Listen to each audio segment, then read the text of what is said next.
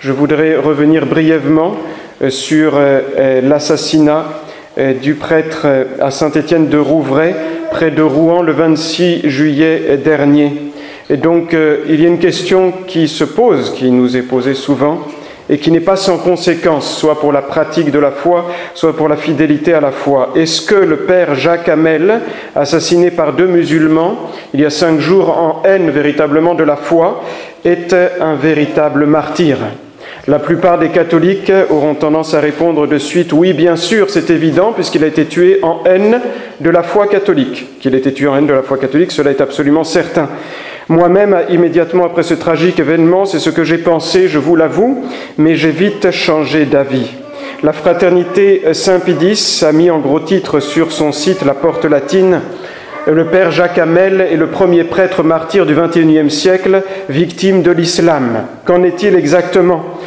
Vous savez sans doute que ce prêtre a été ordonné, évidemment validement et licitement, sous le pape Pie XII en 1958.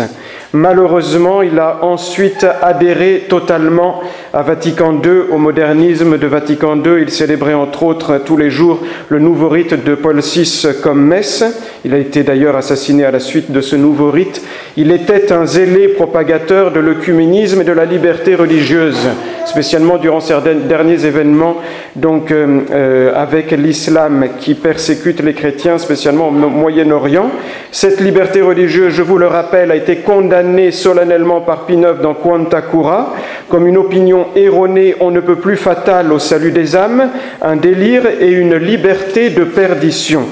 Alors, ce que nous pouvons espérer, c'est que Dieu, dans sa bonté, ait fait miséricorde à ce prêtre pour toutes ces années de ministère dévoyé, donc au service d'une fausse doctrine, loin de la bonne doctrine catholique, et lui ait donc ouvert son paradis en lui donnant de faire un acte héroïque de charité avant de mourir, c'est-à-dire d'offrir au dernier moment sa vie vraiment pour le Christ et au Christ.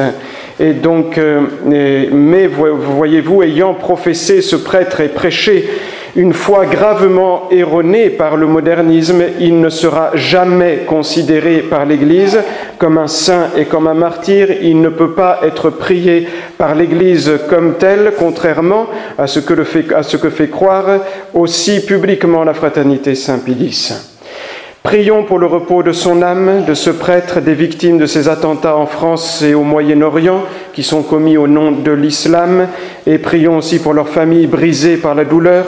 Prions au front des sacrifices, chers fidèles, pour le retour au règne social du Christ, qui seul pourra donner la paix à nos pays. Prions, sacrifions-nous, et donc œuvrons aussi pour le retour à la foi catholique des individus, des familles, des pays, de notre patrie, et donc aussi par l'éradication totale de la liberté religieuse, qui est une erreur très grave contre la foi, et qui permet aux fausses religions, et en particulier à l'islam, de se propager dans le monde entier, au détriment tout d'abord de la paix des nations, et encore plus du salut des âmes et de la plus grande gloire de Dieu.